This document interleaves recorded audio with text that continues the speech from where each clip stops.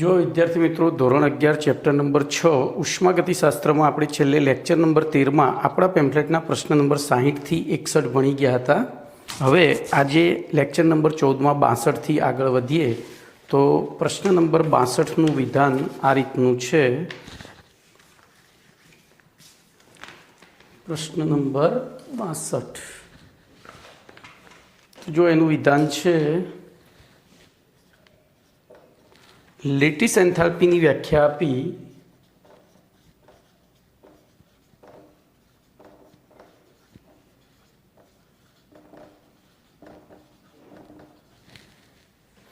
Born Haber ચક્રની મદદથી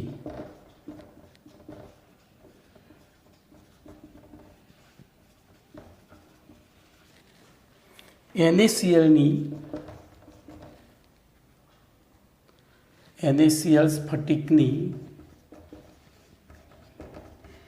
lattice એન્થાલ્પીની ગણતરી સમજાવો।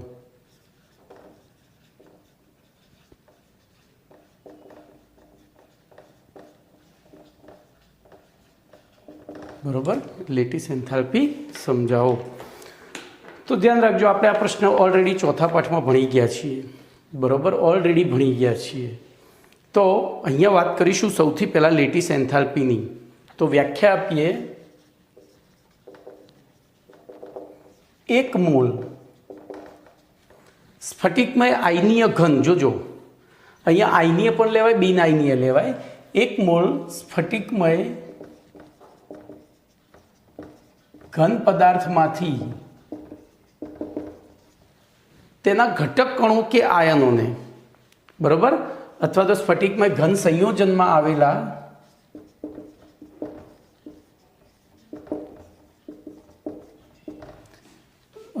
ઘટક પરમાણુ કે આયનોને અનંત અંતરે, જોજો અનંત આયનોને મુક્ત વાયુરૂપ અવસ્થામાં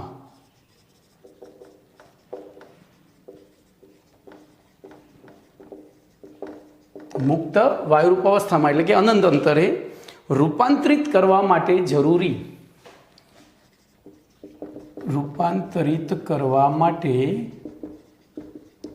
જરૂરી ઉષ્માને અથવા તો ઉર્જાને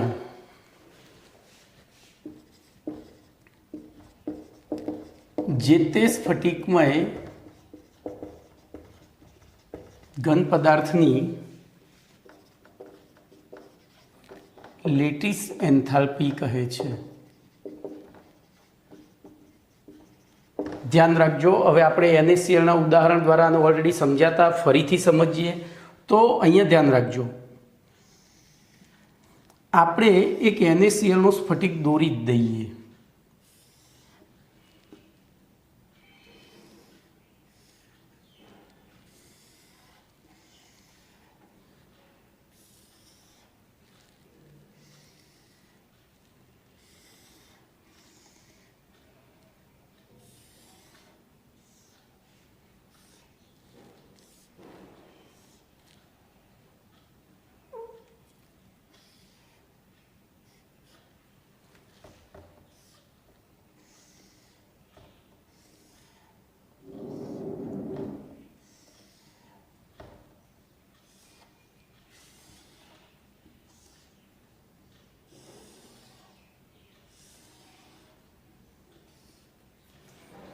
આ રીતનો NaClનો સ્ફટિક હોય છે। જોજો, કેન્દ્રમાં આપણે એને લઈએ તો એની ફરતે Cl Cl Cl Cl Cl અને Cl હોય છે।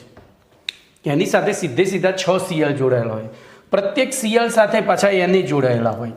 તો Na Na Na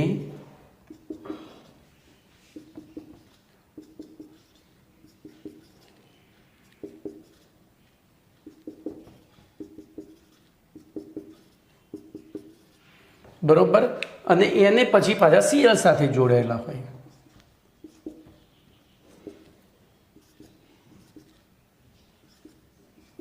આમ આવી સ્ફટિક રચના બને છે। આવી સ્ફટિક રચના. હવે જો તમે એવું વિચારો કે આ Cl આ એની સાથે જોડાયેલો છે અથવા તો આ એની આ 6 Cl સાથે જોડાયેલું, તો એવું નથી. આ એની ઉપર આનું આકર્ષણ લાગતું હોય, પણ આપણે તો બંધારણની દ્રષ્ટિએ આ રીતે દોર્યું છે.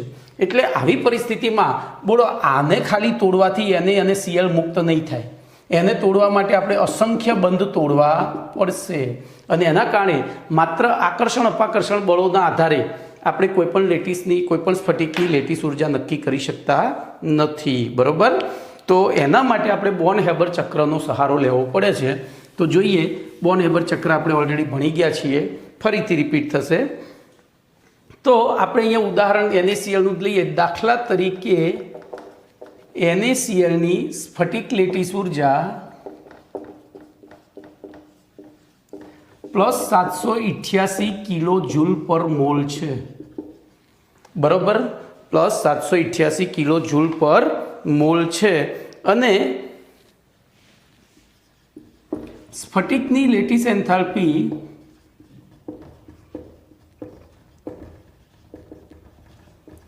માત્ર આકર્ષણ અપાકર્ષણ બળો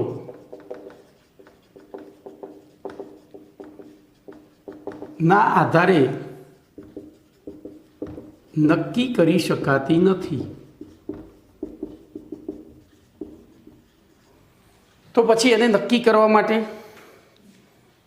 આથી હેસના ઉષ્મા સંકલનના, જો મેં ત્યાં તમને ભારપૂર્વક કહ્યું હતું કે આ નિયમ અનુસાર ફક્ત ને ફક્ત ઉષ્માનો જ, એટલે કે ઉષ્માનો જ સરવાળો થઈ શકે, બીજી કોઈ પ્રકારની ઉર્જાનો સરવાળો થતો નથી. તો ઉષ્મા સંકલનના નિયમ અનુસાર બોર્ન હેબર ચક્રની મદદથી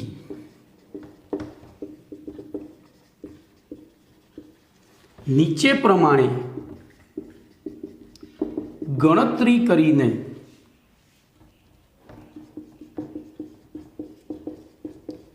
મેળવી શકાય છે. શું મેળવી શકાય છે? સ્ફટિકની લેટીસ ઉર્જા કરીને સ્ફટિકની લેટીસ એન્થાલ્પીનું મૂલ્ય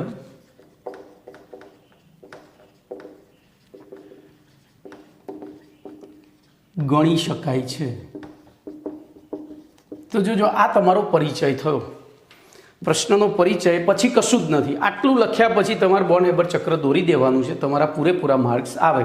તો હવે બોર્ન હેબર ચક્ર દોરીશું, એના માટે મારે જગ્યા કરવી પડશે. તો જોઈએ, તો NaCl, સૌથી પહેલાં NaClની સર્જન પ્રક્રિયા લખવી પડે. હવે જો સર્જન શૂન્યમાંથી થાય અને શૂન્યમાંથી થતું હોય તો આપણે અહીંયા Na solid plus half Cl2 gas gives NaCl solid. બરોબર? આ એની, તો અહીંયા આનું મૂલ્ય આપણને ખબર છે, ડેલ્ટા FH0 એ 411 કિલો જૂલ પર મોલ છે. કેટલું? તો -411.2 -411. બરોબર? તો એ મૂલ્ય આપણને ખબર છે. ઓકે, તો હવે ધ્યાન અહીંયા રાખજો. આ પ્રક્રિયા આપણને દેખાય છે એટલી સરળ નથી, કારણ કે આપણે જાણીએ છીએ કે કોઈ પણ રાસાયણિક પ્રક્રિયા હંમેશા વાયુરૂપ કણો વચ્ચે થાય, વાયુરૂપ પરમાણુઓ વચ્ચે થાય. તો સૌથી પહેલાં આને શેમાં રૂપાંતરિત થવું પડશે? તો ધ્યાન રાખજો, આનું રૂપાંતરણ Na ગેસમાં થશે. શેમાં થશે? Na ગેસમાં. બોલો, આ પ્રક્રિયાને કઈ પ્રક્રિયા કહી શકાય? તો આને બે પ્રક્રિયાઓ કહી શકાય. ઉર્ધ્વપાતન પ્રક્રિયા પણ કહી શકાય, અને બીજી પરમાણ્વીયકરણ એન્થાલ્પી, એટલે કે તો આને ઉર્ધ્વપાતન. અને એના માટે ઉર્ધ્વપાતનને ઇંગ્લિશમાં સબ્લિમેશન કહેવાય. તો આને કહેવાય ડેલ્ટા SH0. અને એનું મૂલ્ય જોજો 108.4 કિલો જૂલ પર મોલ છે. કેટલું છે? 108.4 કિજુ પ્રતિ મોલ. ચલો, આ પરમાણુ બની ગયો. બરોબર? હવે જો આ અણુ છે તો એને પરમાણુ બનવું પડશે. તો એમાંથી પરમાણુ બનવા માટે તો Cl ગેસ, આપણે અડધો અણુ લીધો છે એટલે એને તોડીશું તો એક પરમાણુ Cl મળશે. બોલો આને તોડવું એટલે ઇંગ્લિશમાં ડીએસોસિએશન કર્યું કહેવાય. એસોસિએશન એટલે જોડવું અને ડીએસોસિએશન એટલે તોડવું. તો બોલો આને કહેવાય વિયોજન ઉર્જા, વિયોજન પ્રક્રિયા, અને એને ડેલ્ટા D/2H. હવે જોજો એ D/2H કેટલી હશે? તો Cl બંધની બંધ ઉર્જા કરતાં ઓછી, અડધી. હવે Cl બંધની બંધ ઉર્જા આપણે આગળ એક દાખલામાં શોધી હતી, 242 કિલો જૂલ પર મોલ આવે છે. એટલે અહીંયા પ્લસ લખજો, 121 કિલો જૂલ પર મોલ. ચલો આટલું થયા પછી હવે શું થશે? તો સોડિયમ ઇલેક્ટ્રોન ગુમાવશે. જોજો અહીંથી આમ લખું છું, બોલો અહીંથી ઇલેક્ટ્રોન એને ગુમાવ્યો એટલે આને કહેવાય આયનીકરણ પ્રક્રિયા. અને આયનીકરણ પ્રક્રિયાને એન્થાલ્પીને ડેલ્ટા IH0. બોલો એનું મૂલ્ય, તો એનું મૂલ્ય આપણને ખબર છે 496 કિલો જૂલ પર મોલ છે. કેટલું છે? 400 તો એ પણ પહેલાં જોજો હું તમને અહીંયા મૂલ્ય સંજ્ઞા સાથે લખું છું, પછી એ સંજ્ઞાઓ સમજાવું છું. કિજુ પ્રતિ મોલ. બોલો એમાંથી શું બન્યું? તો એમાંથી આપણને અહીંયા Na+ ગેસ મળ્યો. શું મળ્યો? Na+ gas. ચલો એને જે ઇલેક્ટ્રોન ગુમાવ્યો, એનેમાંથી Na+ બની એક ઇલેક્ટ્રોન ગુમાવ્યો, એ ઇલેક્ટ્રોન આને મેળવ્યો. તો બોલો અહીંયા આપણે એને શું લખીશું? તો Cl- ગેસ. આને કહેવાય ઇલેક્ટ્રોન પ્રાપ્તિની પ્રક્રિયા. શું કહેવાય? ઇલેક્ટ્રોન પ્રાપ્તિની પ્રક્રિયા. અને એના માટે ડેલ્ટા EGH, ઇલેક્ટ્રોન ગેઇનિંગ એન્થાલ્પી. શું કહેવાય એને? Delta EGH. એનું મૂલ્ય તો -348.6 કિજુ પ્રતિ મોલ છે. બરોબર. અને પછી આ ધનાયન અને ઋણાયન એકબીજા સાથે જોડાય અને એમાંથી NaCl સોલિડ બને તો આ યુનિયન થયું, જોડાયું કહેવાય, એસોસિએશન થયું. એટલે આપણે આ એન્થાલ્પીને તો જોડાણ, આપણે જોડાણ પ્રક્રિયા લખીશું અને એના માટે ડેલ્ટા UH0 એ આપણે શોધવાની છે. જોજો એ આપણે શોધવાની છે. હવે જોજો આગળ આપણે હમણાં જ હેસનો ઉષ્મા સંકલનનો નિયમ ભણી ગયા હતા, એ નિયમનો અહીંયા ઉપયોગ કરીશું. તો એ પહેલાં બોલો અહીંયા મેં પ્લસ, અહીંયા માઇનસ. હવે અહીંયા શું આવશે ને અહીંયા માઇનસ કેમ લખ્યું છે એનો અર્થ સમજી લઈએ. તો ધ્યાન એ રાખજો કે અહીંયા ઘનમાંથી વાયુ બનાવવાનો છે. વાયુ ઘનમાંથી કોઈ પણ પદાર્થને ઘનમાંથી વાયુ બનાવવામાં આવે ત્યારે શું થાય? ઉર્જા આપવી પડે. એટલે કે આ પ્રક્રિયા ઉષ્મા શોષક છે. શોષક હોય ત્યારે ડેલ્ટા Hનું મૂલ્ય ધન હોય. આપણે ભણી ગયા છીએ. એઝ વેલ એઝ બોલો અહીંયા પણ બંધ તોડવાનો છે. આ પેનને તોડવી હોય, ઢાંકણું પણ ખોલવું હોય તો હું જોઈ રહું તો નહીં ખુલે, એના માટે મારે ઉર્જા આપવી પડશે. તો એવી પરિસ્થિતિમાં આ પણ ધન, એટલે કે આ પણ ઉષ્મા શોષક છે. એવી રીતે કોઈના ખિસ્સામાંથી રૂપિયો કાઢવો હોય તો આપણે બદલામાં ઉર્જા આપવી પડે. તો આ પણ કેવું છે? સમજણ પડી ગઈ? બોલો અહીંયા પણ કેવું થશે? તો ઉષ્મા શોષક છે. પણ અહીંયા કુછ પાને કે લીએ કુછ ખોના પડતા હોય. તો અહીંયા ઇલેક્ટ્રોન પ્રાપ્ત કર્યો એટલે બદલામાં આટલી ઉર્જા ગુમાવી એટલે આ તબક્કો થયો ઉષ્મા ક્ષેપક. અને ઉષ્મા ક્ષેપક માટે એટલે કે ઉર્જા મુક્ત થઈ ત્યારે ડેલ્ટા Hનું મૂલ્ય માઇનસ. હું વારે ઘડીએ બોલું છું. હવે વાત કરીશું આની. તો એ આપણે હાલ નથી જોવું, આની જોઈએ. તો જોજો બે જણા જોડાય ત્યારે એમની વચ્ચે આકર્ષણ પેદા થાય અને આકર્ષણ તમારી ઉર્જામાં ઘટાડો કરે. મેં વારંવાર કહ્યું છે, બરોબર. તો અહીંયા પણ આ પ્રક્રિયા કેવી થશે? ઉષ્મા ક્ષેપક થશે. હવે જોજો આ પ્રક્રિયા એક તબક્કામાં થઈ, એના એ પ્રક્રિયા 5 તબક્કામાં થઈ. તો બોલો અહીંયા આપણે હેસના ઉષ્મા સંકલનના નિયમ અનુસાર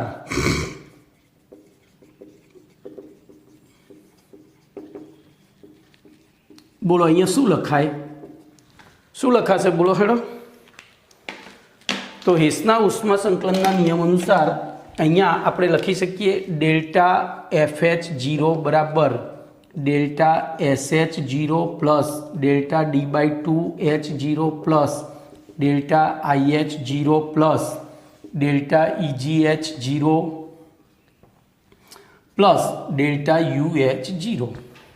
ચલો એમાંથી આપણી પાસે આ બધાના મૂલ્યો છે. તો પહેલાં મૂલ્યો મૂકી દઈએ. બોલો આ છે -411.2, પછી આ છે +108.4, આ છે +121, આ છે 496 આ છે -411.2 અને આને એમના એમ રાખીએ। હવે તેથી બોલો ડેલ્ટા UH0 બરાબર શું થશે તો -411.2। હવે આ બધાનો સરવાળો કરી અને પાછું પેલી બાજુ લાવીએ તો પહેલાં આ બધાનો સરવાળો કરીશું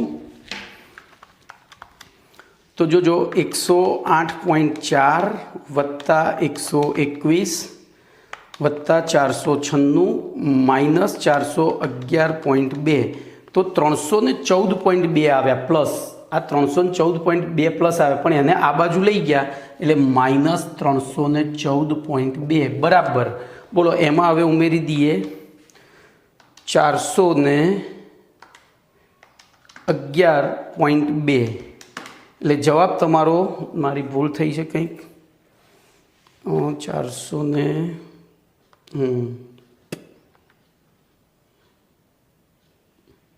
हाँ એને પાછો આ બાજુ લાવવાનો છે ને ના બરોબર છે આમ તો 411 પેલું ફરીથી ગણવું પડશે 108 121 496 અને અરે હા અહીંયા ભૂલ થઈ EGHમાં ભૂલ થઈ છે જો EGH ખોટું લખાયું છે ભાઈ તો એ આવશે -348.6। ચલો હવે જોઈએ ફરીથી ભલે તો જોજો 108.4 વત્તા 121 વત્તા 496 -348.6 એટલે જવાબ તમારો 376 પોઈન્ટ સમથિંગ આવ્યો 376.2 આવ્યો અરે 8।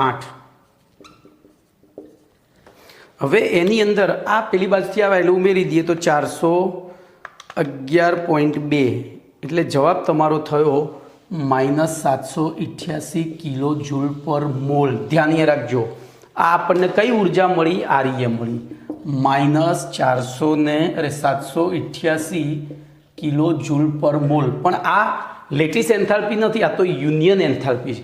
લેટિસ એન્થાલ્પીની વ્યાખ્યા અનુસાર સ્ફટિકમય ઘન પદાર્થમાં રહેલા આયનોને બોલો વાયુ અવસ્થામાં મુક્ત કરવા માટે તો આ બે વાયુ અવસ્થા એટલે કે આપણે ઊંધી પ્રક્રિયા વિચારવાની છે એ આ દિશાની અને એના માટે ડેલ્ટા લેટાઇસ શું લખીશું બોલો બરાબર -ΔUH0 થાય એટલે કે -788 બરાબર +788 કિલો જૂલ પર મોલ થાય તો આ આપણને મળી ગઈ NaClની લેટિસ ઉર્જા બરાબર। હવે હું તમને એક વસ્તુ કહીશ કે અહીંયા કદાચ છાપવાની ભૂલ છે થિયરીમાં તો તમે એ શોધી કાઢજો ખાલી ચિહ્ન મૂકવામાં ભૂલ છે બીજી કોઈ ભૂલ નથી પણ એ શોધી કાઢજો આપણા પેમ્ફલેટમાં। હવે લેટિસ એન્થાલ્પીનું મહત્ત્વ જોઈએ તો લેટિસ એન્થાલ્પીનું મહત્ત્વ શું છે ચલો તો આગળ આવી ગયું છે ધ્યાન રાખજો હું તમને ઉદાહરણ દ્વારા સમજાવું અહીંયા ટાઇટલ આપું પહેલાં લેટિસ એન્થાલ્પીનું મહત્વ બરોબર। હું એક મીઠાનો ગાંગડો લઉં એટલે કે NaClનું અને બીજો આરસ પાણનો પથ્થર લઉં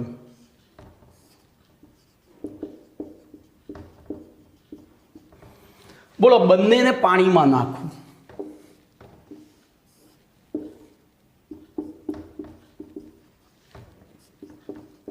અથવા જો બે પ્રયોગ કરું છું બંનેની નીચે ગેસ બર્નર ચાલુ કરું બોલો શું થશે મને તમે ઇમેજિન કરો તો બોલો હેડો શું થશે આ ગેસ ચાલુ કરી દીધો બોલો બંને પરિસ્થિતિમાં આ બેમાંથી પહેલું કોણ ઓગળશે તો મીઠું આ નહીં ઓગળે વર્ષો સુધી પડ્યો રહેશે આ બેમાં પહેલું કોણ પીગળશે તો મીઠું કેમ બોલો તો મીઠાની લેટિસ એન્થાલ્પી આરસ પાણની લેટિસ એન્થાલ્પી કરતાં ઓછી છે અને લેટિસ એન્થાલ્પીના આધારે કોઈ પણ ઘન પદાર્થની આપણે શું સમજી શકીએ સ્થિરતા જાણી શકીએ છીએ શું જાણી શકીએ છીએ તો ખાસ કરીને આયનીય ઘન સંયોજનોની સ્થિરતાનું માત્રાત્મક માપન કરવા માટે બરોબર સ્થિરતાનું તો લેટિસ એન્થાલ્પીનું મહત્ત્વ હવે લખીશું ધ્યાન રાખજો આપણે સમજી લીધું પણ એને શબ્દોમાં કેવી રીતે લખવું એ હવે જોઈએ तो आयनीय संयोजनना अणुनी आयनीय संयोजनना अणुनी स्थिरतानुं मात्रात्मक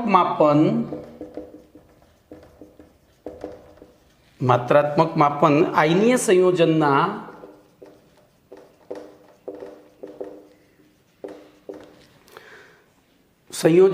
अणुमां आवेला आयनोनी अष्टक इलेक्ट्रॉन रचनाना आधारे नहीं, अथवा तो इलेक्ट्रॉन अष्टक रचनाना आधारे नहीं, परंतु लेटिस एन्थाल्पीना आधारे नक्की करवामां आवे छे।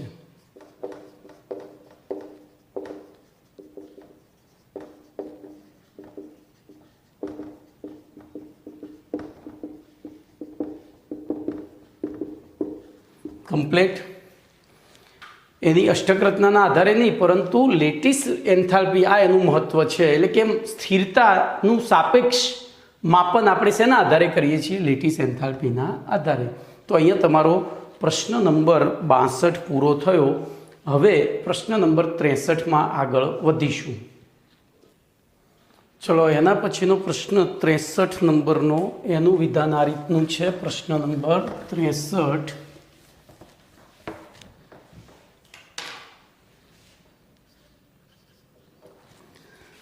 उदाहरण आपी मंदन एन्थाल्पी समझाओ। उदाहरण आपी मंदन एन्थाल्पी समझाओ। ध्यान रखजो। हवे सौथी पहला आपणे वात करीए तो मंदन एन्थाल्पीनी व्याख्या शुं? तो पहली व्याख्या जणावी पड़े। तो पहलू मंदन एटले शुं? तो ध्यान रखजो, कोईपण द्रावणमां द्रावक उमेरवानी घटनाने मंदन कहेवाय। कोईपण द्रावकमां द्रावक उमेरवानी घटनाने शुं कहेवाय? मंदन। बरोबर। अने ए ज रीते जो द्राव्य पदार्थ उमेरो अथवा तो द्रावकने दूर करो तो एने कहेवाय सांद्रण। तो जो आपणे सौथी पहला एनी व्याख्या लखीशुं के कोईपण पदार्थना द्रावणमां कोईपण पदार्थना द्रावणमां द्रावक उमेरीने द्रावणनी सांद्रता घटाडवानी क्रियाने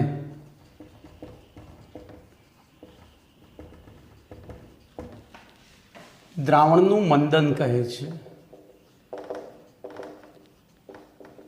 बरोबर। हवे आ मंदन प्रक्रिया दरमियान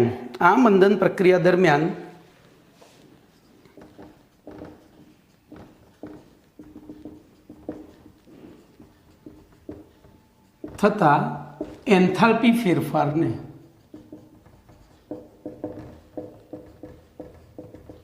शुं कहेवामां आवे छे? मंदन एन्थाल्पी। हवे मंदन एन्थाल्पीनी समजूती आपणे HCl नी अंदर पाणी उमेरी, तबक्कावार पाणी उमेरी अने जे प्रक्रिया थाय छे दरमियान थता उष्माना फेरफारो अथवा तो एन्थाल्पी फेरफारोना आधारे समजावी शकाय। तो अहींया लखीशुं द्रावणनी मंदन एन्थाल्पीनी समजूती नीचे प्रमाणे HCl वायुमां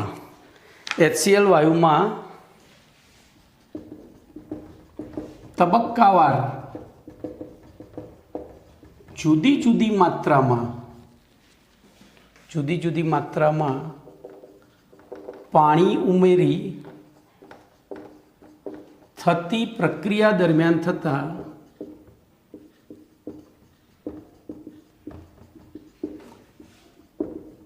एन्थाल्पी फेरफारोना आधारे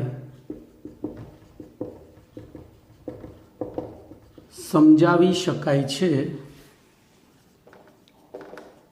हवे अहीं सरलता खातर पाणीने એક્યુ વડે દર્શાવવામાં આવ્યું છે। આ એક ખાસ યાદ રાખજો, પાણીને એક્વિયસ વડે દર્શાવવામાં આવ્યું છે।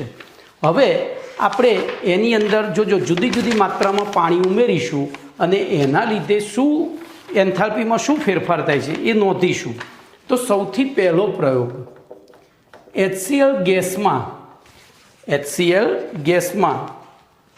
10 એક્વિયસ એટલે કે પાણીના 10 મોલ, 1 મોલ HCl ને 10 મોલ પાણીમાં ઓગાળ્યું, તો એ વખતે આપણને HCl એક્વિયસ પણ કેવું 10 એક્વિયસ એવું લખવાનું, અહીંયા શું લખવાનું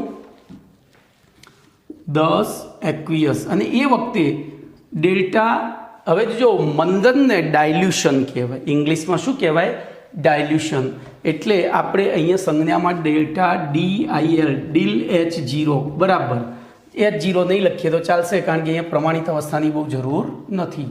તો ડાયલ્યુશન H એ પહેલા પ્રયોગમાં -69.01 કિલો જૂલ પર મોલ મળ્યું છે। કેટલું? ચલો બીજો પ્રયોગ કર્યો, HCl ગેસને 25 એક્વિયસ એટલે કે 25 મોલ પાણીમાં ઓગાળ્યું, તો એ વખતે જે HClનું દ્રાવણ બન્યું એને આપણે HCl 25 એક્વિયસ કહીશું।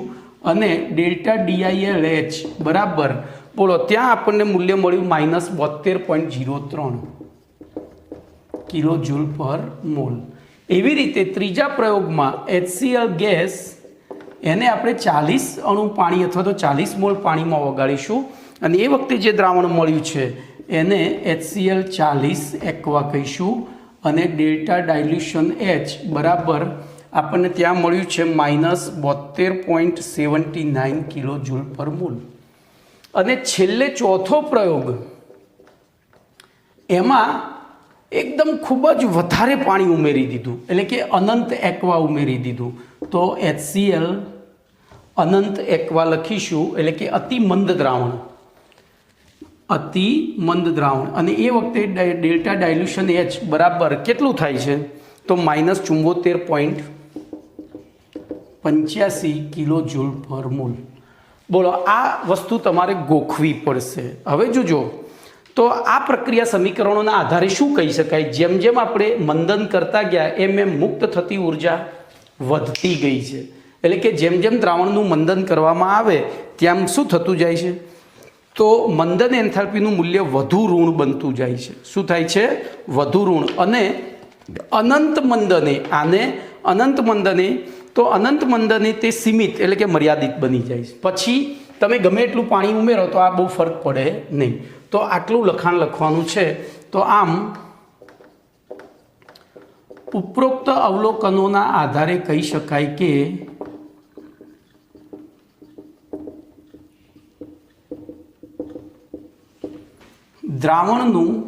દ્રાવણમાં દ્રાવક ઉમેરી જેમ જેમ મંદન કરતા જઈએ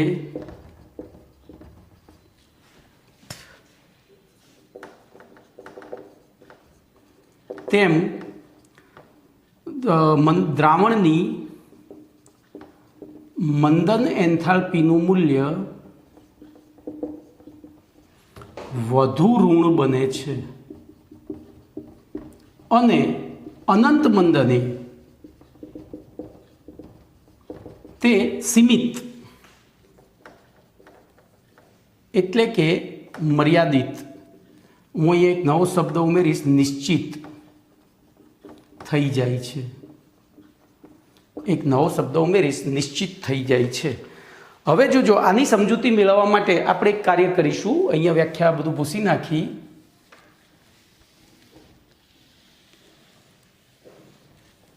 અને જોઈએ તો સમીકરણ 2માંથી સમીકરણ 3માંથી 2ને બાદ કરતા, તો હવે સમીકરણ 3માંથી 2ને બાદ કરતા બોલો શું થશે?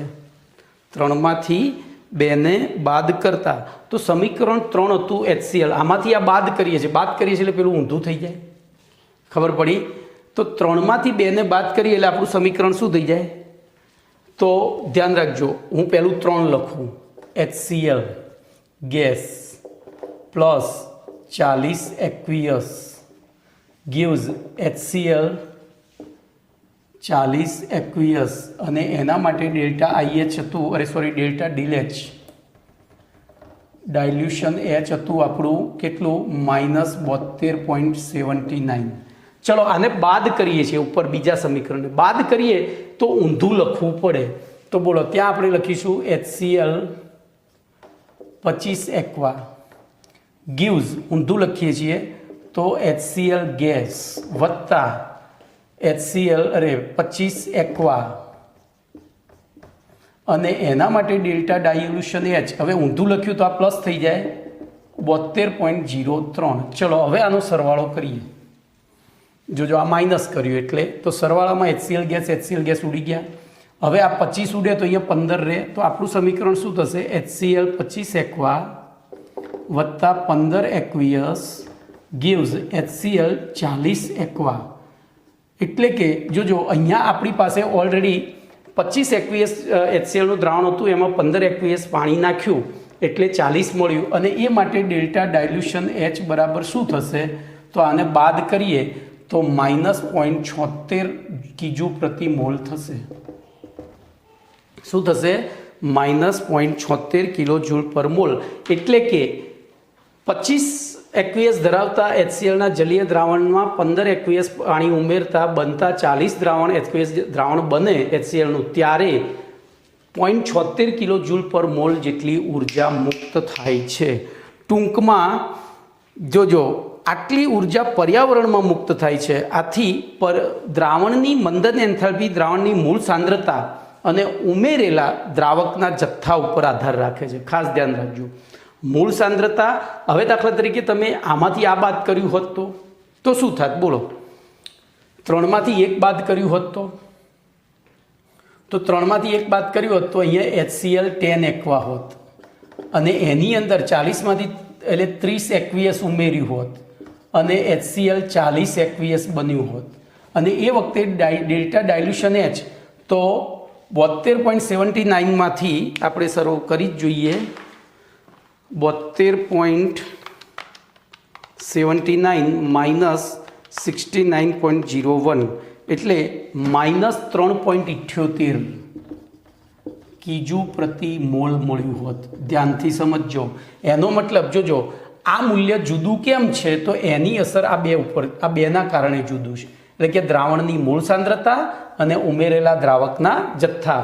તો આપણે ફાઇનલી આટલું ડિરાઈવ કર્યું કે ભાઈ કોઈપણ દ્રાવણની મંદન એન્થાલ્પી તે દ્રાવણની મૂળ સાંદ્રતા અને તેમાં ઉમેરેલા દ્રાવકના જથ્થાના સમપ્રમાણમાં હોય છે. બોલો, કમ્પ્લીટ ક્લિયર? તો અહીંયા તમારો આ પ્રશ્ન પણ પૂરો થયો. પણ એક MCQ હજુ આમાંથી મળે છે. કોઈપણ દ્રાવણની મંદન એન્થાલ્પી હંમેશા ઋણ હોય, એનો મતલબ કે કોઈપણ દ્રાવણની મંદન પ્રક્રિયા ઉષ્મા ક્ષેપક હોય છે. કેવી હોય છે? ઉષ્મા ક્ષેપક. તો આવી નાની બાબતો તમે યાદ રાખશો તો જ જીનીટમાં સક્સેસ થશો, બાકી નહીં થાવ. બરોબર? નાની બાબતો યાદ રાખો. હું જે કહું છું એ લખી જ લેવાનું, એક નોટ બનાવવાની. જે અહીંયા હું જે ચર્ચા કરું છું ને એની એક નોટ બનાવવાની અને એ જ પેમ્ફલેટમાં જે નથી આપ્યું, હું જે વધારાનું બોલું છું એ બધું તમારે સાંભળીને લખી લેવાનું છે. ચલો, પ્રશ્ન નંબર 64. ઉદાહરણ આપી તટસ્થીકરણ એન્થાલ્પી સમજાવો. તો જોજો અહીંયા સૌથી પહેલાં આપણે તટસ્થીકરણ પ્રક્રિયાની વ્યાખ્યા આપવી પડે. તો પહેલું આપણે લખીશું તટસ્થીકરણ પ્રક્રિયા. બોલો, તમે 8, 9, 10માં રસાયણ વિજ્ઞાનમાં આ વસ્તુ ભણી ગયા છો, બરોબર? એમાં એસિડની બેઝ સાથે જ્યારે પ્રક્રિયા કરવામાં આવે ત્યારે ક્ષાર અને પાણી ઉત્પન્ન થાય છે, બરોબર? તો પ્રબળ એસિડની પ્રબળ બેઝ સાથે પ્રક્રિયા કરવામાં આવે ત્યારે ક્ષાર અને પાણી ઉત્પન્ન થાય છે.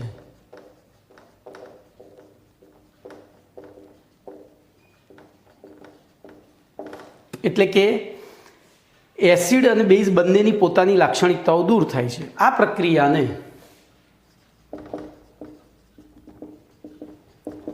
તટસ્થીકરણ પ્રક્રિયા કહે છે.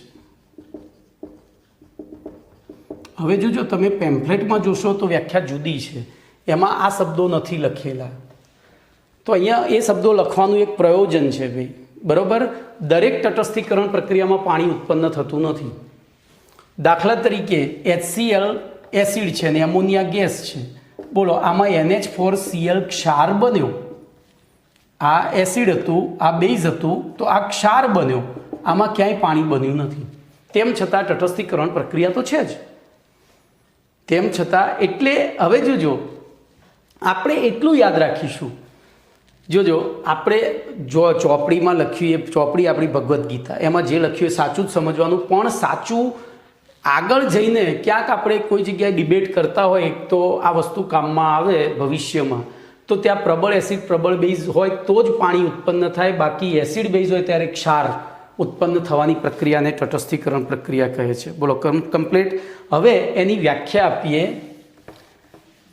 તો તટસ્થીકરણ એન્થાલ્પી.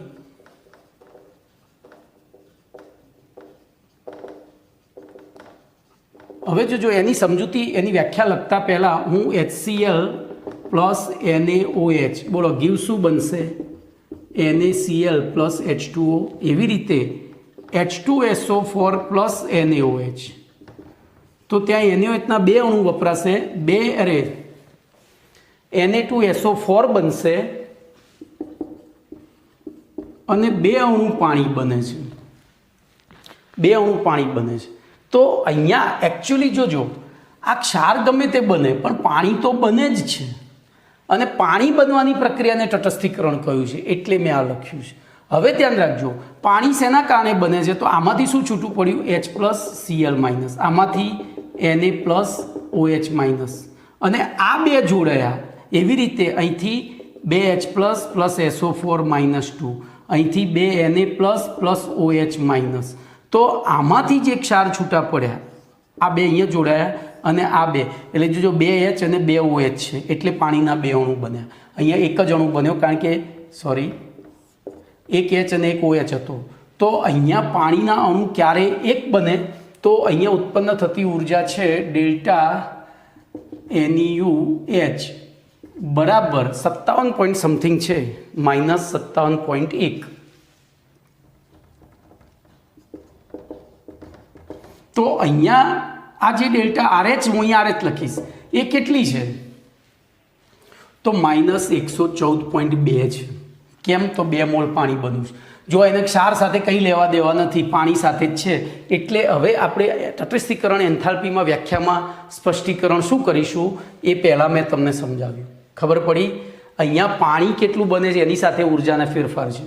તો હવે દાખલા તરીકે મારે અહીંયા 1 મોલ જ પાણી બનાવવું હોય તો બોલો H2SO4 અડધો અને આ 1 મોલ લઉં તો અડધો Na2SO4 ને 1 મોલ પાણી બને ત્યારે પાછું -57.1 કિલોજૂલ ઉર્જા મુક્ત થાય છે. તો વ્યાખ્યામાં હવે ધ્યાનથી જોજો.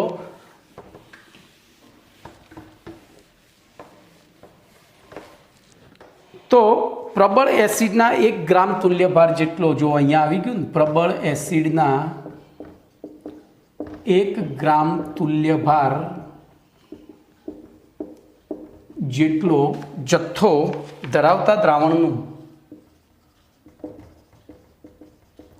હવે અહીંયા જોજો, એક મંદ દ્રાવણનું, મંદ દ્રાવણની પ્રબળ બેઝના 1 ગ્રામ તુલ્યભાર જેટલો જથ્થો ધરાવતા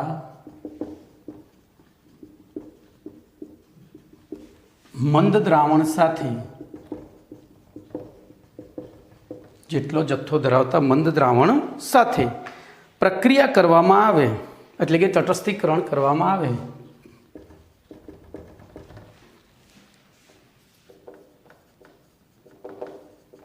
તો તટસ્થીકરણ થઈને 1 મોલ પાણી બને છે. 1 મોલ પાણી બને છે. અને આ પ્રક્રિયા દરમિયાન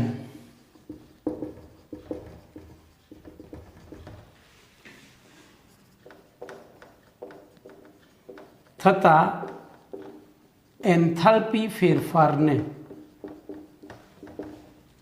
તટસ્થીકરણ એન્થાલ્પી કહે છે। 1 મોલ પાણી બને ત્યારે બને એટલે બને જ, કારણ કે આપણે બંનેનો 1 ગ્રામ તુલ્યભાર જેટલો જથ્થો લીધો છે એટલે આપણે પહેલા પાઠને યાદ કરીએ તો બોલો H2SO4 નો અણુભાર કેટલો હતો? ધ્યાન રાખજો, આપણે બે વસ્તુ ફરીથી રિપીટ કરીએ। HCl plus NaOH gives NaCl plus H2O અને અહીંયા ડેલ્ટા RH બરાબર -57.1 કિલો જૂલ પર મોલ।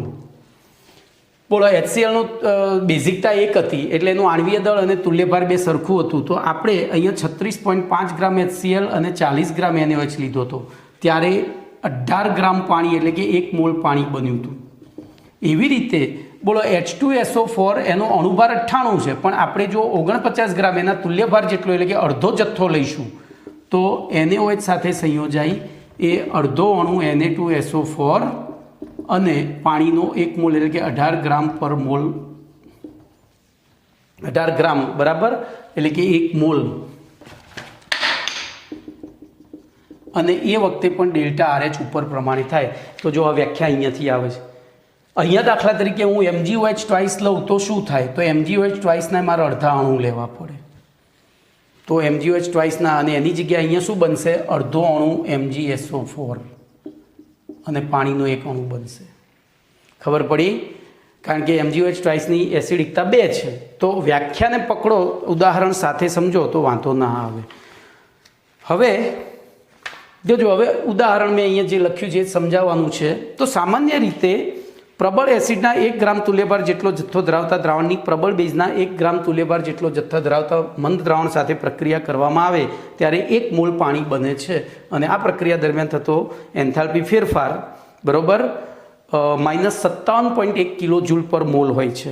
હવે બધા જ એસિડ બેઝ વચ્ચેની પ્રક્રિયામાં બોલો તટસ્થીકરણ મેં અહીંયા ઉદાહરણ આપ્યું, તો વાસ્તવમાં આ બધું જુદું જુદું બન્યું, આ સરખું છે, અહીંયા આ સરખું મળ્યું, એનો મતલબ કે આ જે ઉર્જા છે કોના નિર્માણ ઉપર આધાર રાખે છે? ક્ષારના કે પાણીના? તો કે પાણીના।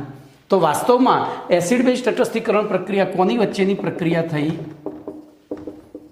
એસિડના H+ અને બેઝના OH- વચ્ચેની। એટલે કે ટૂંકમાં બધા જ એસિડ અને બેઝ વચ્ચેની પ્રક્રિયામાં H+ અને OH- આયનો વચ્ચે પ્રક્રિયા થઈ અને પાણી બને છે, અને બધા જ એસિડ બેઝ વચ્ચેની આથી બધા જ એસિડ બેઝ વચ્ચેની સામાન્ય તટસ્થીકરણ પ્રક્રિયા આ રીતે દર્શાવાય, અને એને ડેલ્ટા, હવે જો તટસ્થીકરણ એટલે ન્યુટ્રલાઇઝેશન NEUTRALISATION આખું લખીએ તો -57.1 કિલો જૂલ પર મોલ થાય છે। બસ આટલું લખવાનું છે। આ મુદ્દો 2 વાર લખવાનું છે, ધ્યાન રાખજો। મેં એકમાં 2 વાર લખી દીધો, તમારે અહીંયા પ્રબળ એસિડનો 1 ગ્રામ તુલ્યભાર એમાં પાણીનો 1 મોલ નથી બનતો એ રીતે પહેલાં, અને એટલે પાણીનો ઉલ્લેખ નહીં કરવાનો, અને પછી ઉલ્લેખ કરી અને એવું સમજાવવાનું કે વાસ્તવમાં એસિડ બેઝ વચ્ચેની પ્રક્રિયા કોની વચ્ચેની પ્રક્રિયા છે? તો એસિડના H+ અને બેઝના OH-, તો એક H+ ને એક OH- વચ્ચે પ્રક્રિયા થઈ 1 મોલ H2O બને ત્યારે થતો ઉર્જાનો ફેરફાર, ઉષ્માનો ફેરફાર અથવા તો એન્થાલ્પી ફેરફાર, એને આપણે તટસ્થીકરણ એન્થાલ્પી કહીએ છીએ। બોલો કમ્પ્લેટ। તો અહીંયા તમારો પ્રશ્ન નંબર 64 પણ પૂરો થયો। હવે હું આગળ નહીં વધું, કારણ કે ચલો એક કામ કરો, 65મો પ્રશ્ન ચાલી જશે, ટૂંકો છે એટલે ચાલશે, લાંબો હોત તો ના લેત।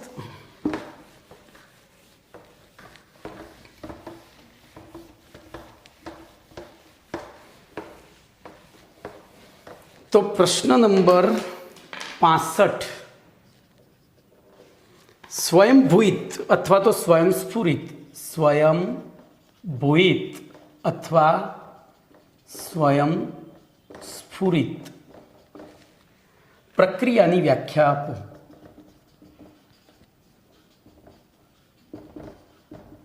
બોલો શું કરીશું કહો? તો ધ્યાન રાખજો, પ્રક્રિયામાં ભાગ લેતા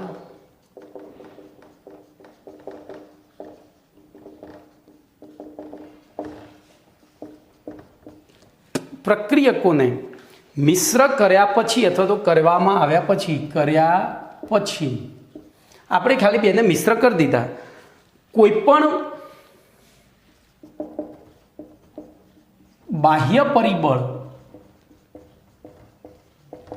ફેરફાર ન કરવામાં આવે, ફેરફાર ના કરવામાં આવે તો પણ તેમની વચ્ચે પ્રક્રિયા થતી હોય, નિપજ બનતી હોય તો પણ તેમની વચ્ચે પ્રક્રિયા થઈ નિપજ બનતી હોય તો તેવી પ્રક્રિયાને સ્વયંભૂત અથવા તો સ્વયંસ્ફુરિત પ્રક્રિયા કહે છે. દાખલા તરીકે જોજો, એસિડ વત્તા બેઝ એટલે કે તટસ્થીકરણ પ્રક્રિયા. આપણે એમાં ગરમ પણ નથી કરવું પડતું, ઠંડુય નથી કરવું પડતું, દબાણે નથી વધારવું પડતું. એવી રીતે ખાંડ પ્લસ પાણી બોલો તો ઓગળવાની પ્રક્રિયા અથવા તો દ્રાવણ બનવાની પ્રક્રિયા, તો એ પણ કેવી છે ખબર પડી. આપણને ખબર હોય કે આપણા ઘરે 4 વાગે મહેમાન આવવાના છે, તો ખાંડમાં એટલે તપેલીમાં પાણી લઈને ખાંડ નાખીને મૂકી રાખી હોય તો 4 વાગે મહેમાન આવે ત્યારે શરબત બનાવવા માટે એમાં ચમચી ફેરવવી ના પડે, ઓગળી ગઈ હોય. ઓકે, તો આવી પ્રક્રિયાઓને સ્વયંસ્ફુરિત પ્રક્રિયાઓ કહેવામાં આવે છે. હવે જોજો, સ્વયંસ્ફુરિત પ્રક્રિયા આપણે આ શું આપ્યો? પરિચય આપ્યો. હવે એની વ્યાખ્યા લખીશું. તો જોજો, આપણે વ્યાખ્યા લખીએ તો સ્વયંસ્ફુરિત પ્રક્રિયા એક એવી પ્રક્રિયા છે અથવા તો સ્વયંસ્ફુરિત પ્રક્રમ એ એવા અપ્રતિવર્તી પ્રક્રમ છે કે જેમને જોજો આ તટસ્થીકરણ થઈને આમ એસિડ ક્ષાર અને પાણી બન્યું, પણ પાણીમાં મીઠું નાખીને ગમે તે વસ્તુ કરો તમે, બાહ્ય પરિબળ તાપમાન વધારો દબાણ વધારો તો એસિડને બેઝ નહીં મળે. કે જેમને બાહ્ય પરિબળોમાં ફેરફાર કરીને પણ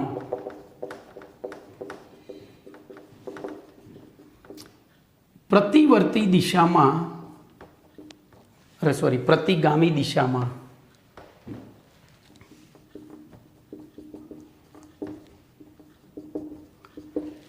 દિશામાં કરી શકાતા નથી. આ એની વ્યાખ્યા થઈ. સ્વયંસ્ફુરિત પ્રક્રમ એ એવા અપ્રતિવર્તી પ્રક્રમ છે કે જેને બાહ્ય પરિબળમાં ફેરફાર કરીને પણ પ્રતિગામી દિશામાં એટલે કે એસિડને બેઝને ભેગા કરીને ક્ષાર અને પાણી બનાવી શકાય. અને એમાં આપણે હાલ ભણી ગયા હતા ડેલ્ટા NaOH બરાબર -57.1 કિજુ પર મોલ હતું, બરાબર. એટલે કે આ દિશામાં પ્રક્રિયા થાય ત્યારે આટલી ઉર્જા મુક્ત થતી હતી. તો આપણે ઊંધું વિચારીએ, મીઠું અને પાણી ભેગું કરીને એને 57.1 કિલો જૂલ પર મોલ જેટલી ઉર્જા આપીએ તો આ પાછું બનવું જોઈએ, પણ એ બનતું નથી. એટલે કે બાહ્ય પરિબળમાં ફેરફાર કરીને પણ આપણે એને પ્રતિગામી દિશામાં કરી શકતા નથી. એવા પ્રક્રમોને શું કહે છે? સ્વયંસ્ફુરિત પ્રક્રમ. કમ્પ્લીટ. તો અહીંયા તમારો 65મો પ્રશ્ન પૂરો થયો. બીજું નેક્સ્ટ લેક્ચરમાં.